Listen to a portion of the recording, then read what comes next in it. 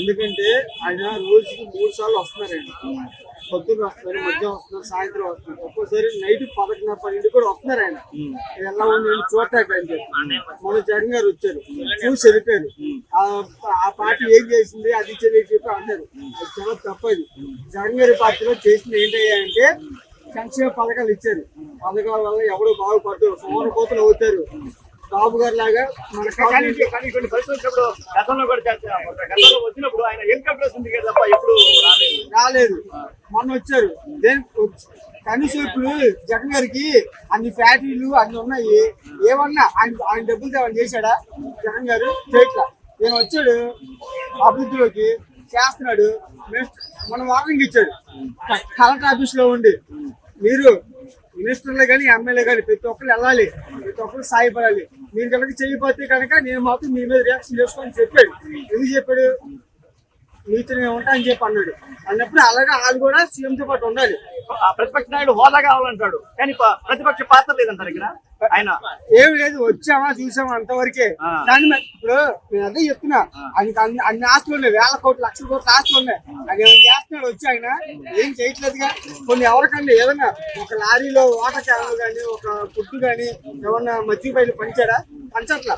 కానీ గవర్నమెంట్ ఏం చేస్తుంది? పంపిస్తుంది, ఓట్లు పంపిస్తుంది, అన్ని చేస్తుంది. కానీ వచ్చేది నేను మొత్తం అందరూ చెప్తున్నాను, మొత్తం పెట్టింది జరుగుతుంది. అసలు లోపలికి వెళ్ళట్లేదు. శ్రీనగర్ నేను ఒక మాసంగా 500 కేజీలు బిర్యానీ వేసి శ్రీనగర్ లో ఈ లోతు నీళ్ళు వెళ్ళి రైల్లో ఫుడ్ వేసుకుని వెళ్ళి మేము ఇంటికి పంచాం.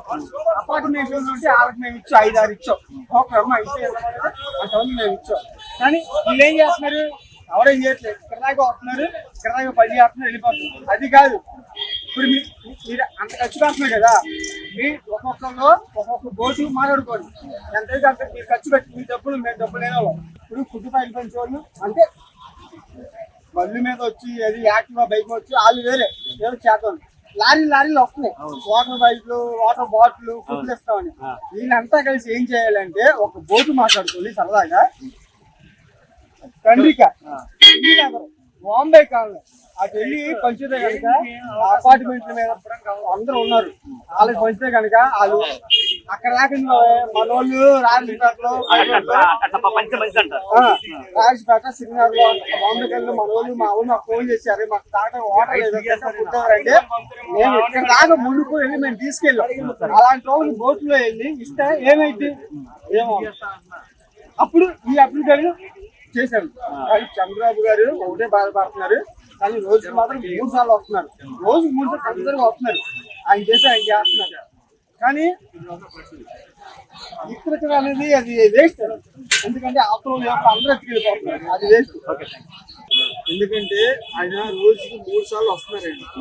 పొద్దున్న వస్తున్నారు, మధ్యాహ్నం వస్తున్నారు, సాయంత్రం వస్తున్నారు. ఒక్కోసారి నైట్ 11:30, 12 కూడా వస్తున్నారు ఆయన.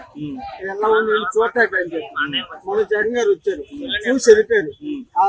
ఆ పార్టీ ఏం చేసింది అది ఇచ్చేది చెప్పి అన్నారు. అది చాలా తప్పది. జగన్ గారి పార్టీలో చేసింది ఏంటంటే సంక్షేమ పథకాలు ఇచ్చారు. పథకాల వల్ల ఎవరు బాగుపడతారు, సోమరపోతులు అవుతారు.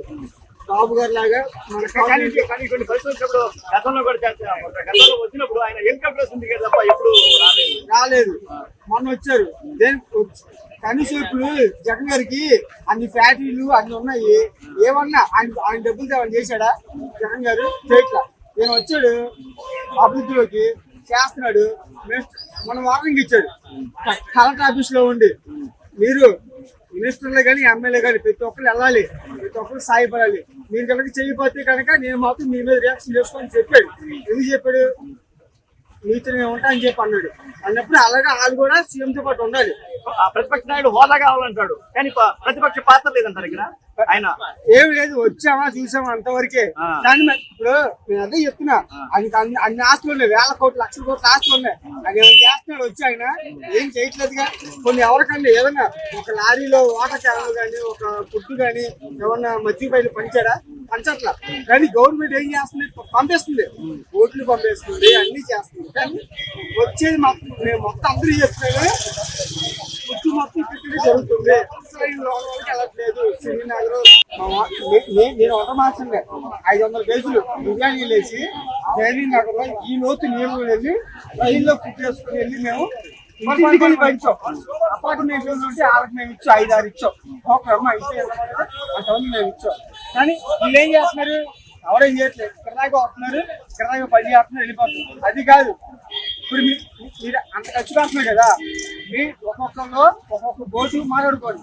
ఎంతైతే అంత మీరు ఖర్చు పెట్టి మీ డబ్బులు మేము డబ్బులు లేని వాళ్ళం. ఇప్పుడు ఫుడ్ ఫైల్ పెంచేవాళ్ళు అంటే బళ్ళు మీద వచ్చి అది యాక్టివా బైక్ వచ్చి వాళ్ళు వేరే ఏదో చేద్దాం. లారీలు వస్తున్నాయి, వాటర్ బైక్లు, వాటర్ బాటిల్, ఫుడ్ ఇస్తామని.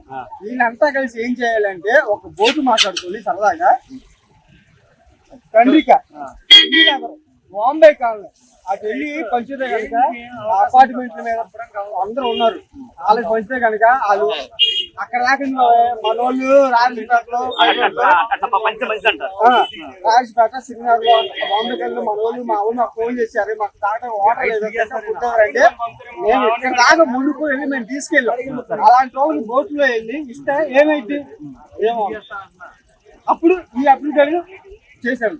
కానీ చంద్రబాబు గారు ఒకటే బాధపడుతున్నారు, కానీ రోజుకి మాత్రం 3 సార్లు వస్తున్నారు, రోజుకి 3 సార్లు కంపల్సరీగా వస్తున్నారు. ఆయన చేస్తున్నారు. కానీ ఇక్కడ అనేది అది వేస్ట్.